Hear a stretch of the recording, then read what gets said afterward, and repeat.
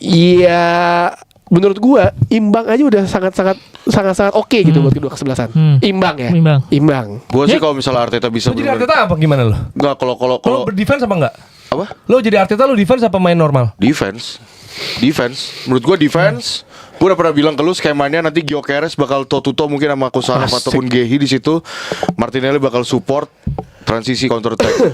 Dan pematiknya itu adalah sama kayak Haaland yang kata be humble, sit down. Nah itu dilakuin treatmentnya sama dengan Cherki ke Arsenal. Nah, ini menurut gue ya Terakhir nih, Pep Guardiola udah ngasih unjuk bahwa ada satu cara yang works buat ngelawan Arsenal, yaitu dengan gak kepancing untuk nge-press mereka. Itu Nunggu di tengah ya.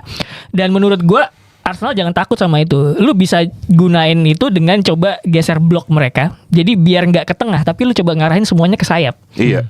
Overload sayap gitu.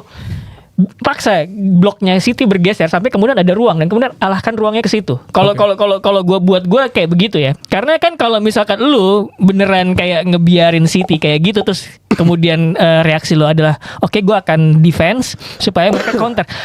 Ngasih kesempatan dong, karena kan mereka kan pemainnya ofensif semua ya. Tapi balik lagi gini, lu juga harus ngelihat bahwa ketika City sekarang mainnya jadi lebih ofensif, mereka tidak ada pemain yang beneran jadi double number 8-nya, free 8-nya itu nggak ada. Kayak dulu zaman De Bruyne sama Gundogan gitu nggak ada. Sekarang makanya kemudian sekarang ketika udah nyerang ada kemungkinan ya udah ini mereka bakal ngasih coba individual brilliance, walaupun tentu saja ketika lu fokus sama satu pemain ada satu pemain lagi yang bisa masuk ke ruang yang nggak kejaga. Contoh Nico O'Reilly gitu misalnya. Contoh gitu.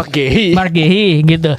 Emang agak susah sih kalau ngebiarin City masuk dekat kotak penalti lo. Makanya yang bisa lo lakukan adalah ketika mereka kemudian nggak terpancing untuk ngepress, ya udah lu coba kontrol. Oke, kita arahin bola kemana dulu nih? Oke, kanan dulu. Ya udah bareng work overload di situ segala macam, pancing mereka.